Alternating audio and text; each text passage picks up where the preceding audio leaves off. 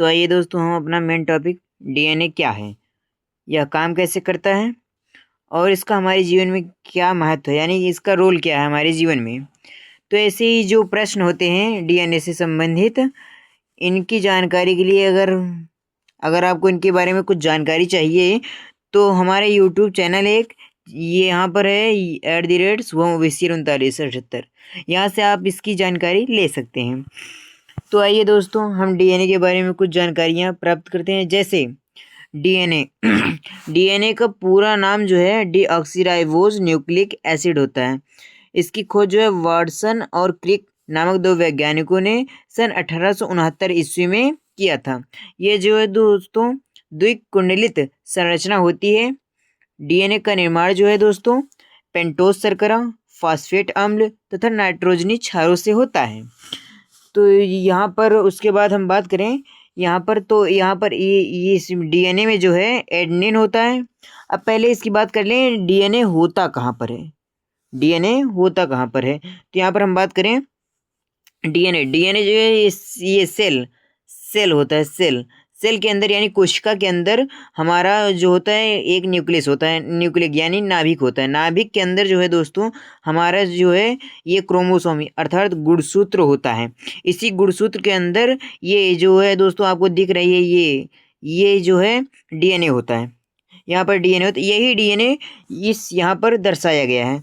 तो अब यहाँ पर बात करें, ये जो है सेल यानी कोशिका के अंदर कई सारे पार्ट होते हैं, जैसे कि यहाँ पर आप देख सकते हैं। तो यहाँ पर सभी कई पार्ट हैं, यहाँ पर देख सकते हैं आप। ये रहा हमारा न्यूक्लियोली, और यहाँ पर कई सारी चीज़ें होती है, जैसे यहाँ पर साइटोप्लाज्मा है, साइटोप्लाज्मा, राइबोसोम, न्यूक्लियस हो गया हमारा, वैकोल हो गया, और यहाँ पर माइटोकॉन्ड्रिया जिसे कहते हैं कोशिका का पावर हाउस ऑफ सेल यानी माइटोकॉन्ड्रिया को कहते हैं।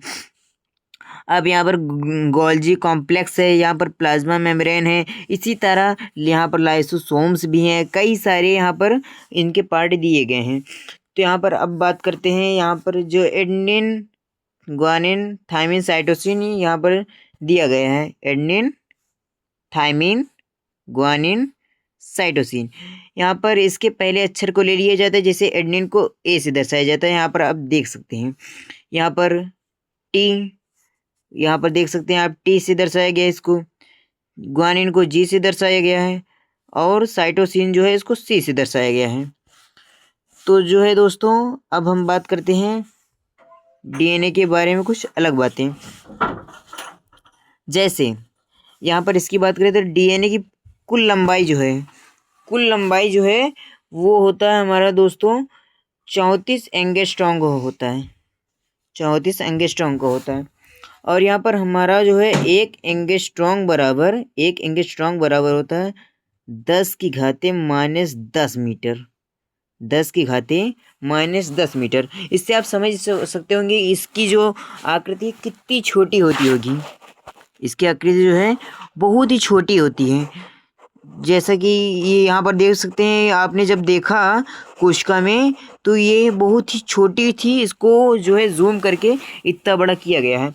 तो अब बात करें यहाँ पर इसकी जो यहाँ पर है ये इन दोनों के बीच की दूरी, हमने तो यहाँ तक की दूरी पता कर ली। अब इन दोनों के बीच की दूरी कितनी होती, इन दोनों के बीच की दूरी होती है हमारा होता है कितना, 3.4 एंगस्ट्रॉम का होता है, 3.4 एंगस्ट्रॉम का होता है। अब दोस्तों जो है कुछ अलग बातें करते हैं, जैसे यहाँ पर ये जो है इसको कहते हैं हमारा शुगर फास्फेट बैकबोन। और ये जो होते हैं जो थायमिन और एडेनिन होते हैं और ग्वानिन, साइटोसिन, ये सभी जो होते हैं बेस पेयर होते हैं। बेस पेयर जैसे कि यहाँ पर आप देख सकते हैं, यहाँ पर ये पहले से ही लिख कर दिया गया है, जैसा कि यहाँ पर आप देख सकते हैं ये रहा बेस पेयर। और ये जो होता है ये सभी जो होते हैं नाइट्रोजनियस बेस होते हैं। तो अब कुछ अलग बातें करते हैं, जैसे यहाँ पर जो है दोस्तों एडेनिन और थायमिन, ये दोनों जो होते हैं एडेनिन और ये थायमिन, ये दोनों जो है दोस्तों द्विआबंध द्वारा जुड़े होते हैं। और बात करें ग्वानिन और साइटोसिन यानी जी और सी, इन दोनों के बीच होता है त्रिआबंध। ये त्रिआबंध यानी 3 आबंध द्वारा ये जुड़े होते हैं। और उसके बाद अब बात करते हैं आगे। तो यहाँ पर जैसे हम इन सब के बारे में जान ही गए हैं कि ये सब होते क्या है। क्रोमोसोम्स होता है जो एक्स आकृति का होता है, और यहाँ पर कई सारे इनके भी पार्ट होते हैं। आपने जो है सेल के बारे में क्लास 9 में भी पढ़ रखा होगा।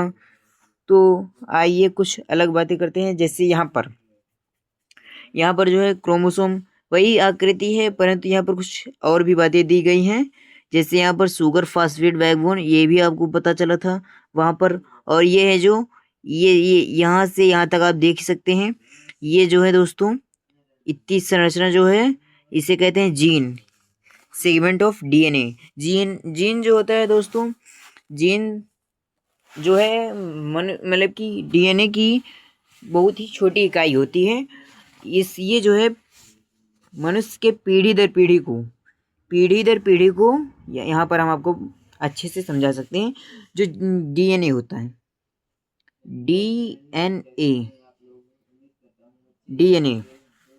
डीएनए जो होता है इस तरह होता है। डीएनए इस तरह होता है। तो यहाँ पर जो है यहाँ पर ये इतना जो है, यहाँ पर ये ऐसे ये सभी ये पूरा हमारा स्ट्रक्चर होता है।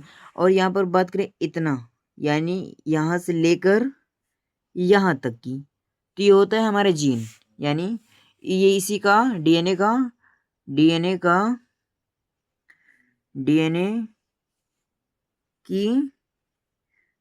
की छोटी इकाई होती है, छोटी सी इकाई होती है। क्या? जीन डीएनए की छोटी इकाई होता है हमारा, क्या होता है दोस्तों? जीन। अब बात करते हैं जीन की। तो जीन की अगर बात करें तो जो होता है हमारा जीन, ये मनुष्य की पीढ़ी दर पीढ़ी को दर्शाता है। पीढ़ी दर पीढ़ी, अर्थात जो हमारा होता है, हमारे माता पिता होते हैं, उनके द्वारा उत्पन्न संतानें, वो उनमें जो पिता में होंगी जो भी लक्षण होंगे, उनके कान, बाल, दांत, सेम वैसे ही उनके पुत्र में भी होगा। जैसे पिता का रंग गोरा है, तो ज़्यादा ज़रूरी नहीं है कि जो संतान है वो भी गोरी ही हो, अन्य भी हो सकते हैं। पीढ़ी दर पीढ़ी जो जीन होता है, यानी ये पीढ़ी दर पीढ़ी के लक्षण को दर्शाता है। और उसके बाद बात करें यहाँ पर, अब यहाँ पर हम सभी चीज़ें जान ही गए हैं। डीएनए का पूरा नाम होता है डीऑक्सीराइबो न्यूक्लिक एसिड। इसी तरह हम अपनी बातों को विराम देते हैं और आपको कहते हैं थैंक्स। धन्यवाद दोस्तों।